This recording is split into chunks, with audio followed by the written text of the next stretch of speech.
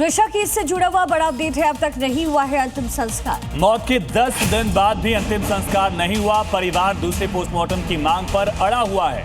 दिल्ली में दूसरे पोस्टमार्टम की मांग की गई है। इससे पहले कोर्ट की तरफ से कहा गया था कि बॉडी को प्रोटेक्टेड रखा जाए, लेकिन ये भी कहा जा रहा है कि अब वो डीके हो रहा है, लेकिन परिवार अभी भी अड़ा हुआ है। वो कह रहा है कि दोबारा पोस्टमार्टम करवाया जाए।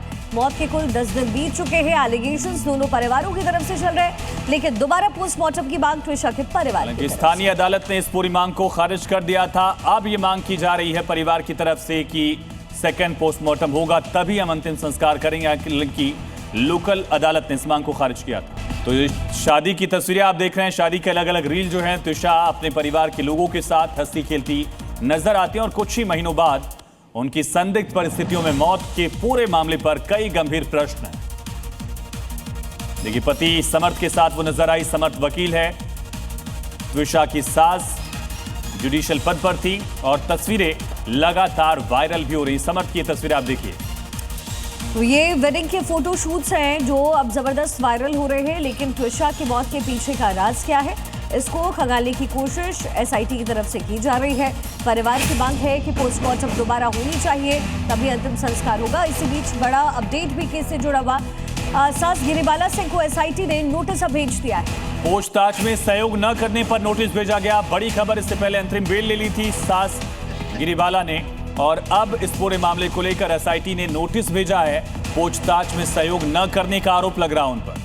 साथ ही ये भी कहा जा रहा था एसआईटी की तरफ से कि गिरिबाला पूरे मामले को इन्फ्लुएंस कर रही है। इसी बीच बड़ी खबर है, त्विषा के पिता ने बड़ा स्टेटमेंट दिया है। सीएम मोहन यादव से मुलाकात हुई।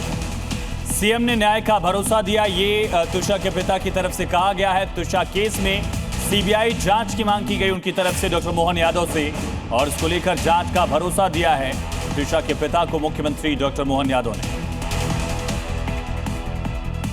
हो सकता है ऐसा सोच करके कहा गया हो, तो ताकि हम जल्दी से जल्दी बॉडी को लें, उसको ये पहले दिन का जो मकसद है इनका, उसमें ये कामयाब हो जाए।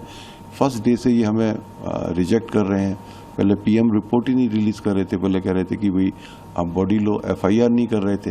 एफआईआर में भी ये लिख दिया कि हमने सबको सुपुर्द किया, जबकि हमने तो लिया नहीं था। तो ये सब चीज़ें दिखाती हैं, संशय को और गहरा कर देती हैं। हम अपनी PM2 की मांग पे अड़े हुए हैं। हम मरते दम तक अपनी पूरी कोशिश जारी रखेंगे और इस PM2 को हम लेके रहें। पठानकोट में सुरक्षा एजेंसियों ने देशद्रोह और जासूसी गिरोह का खुलासा कर दिया। इस दौरान एक जासूस को अरेस्ट किया गया। आरोपी युवक सीसीटीवी लगाकर पाकिस्तान के लिए जासूसी करता था, ये आरोप लगे। सेना से जुड़ी जानकारी सीधे पाकिस्तान में बैठे आईएसआई अधिकारियों को भेजा करता था।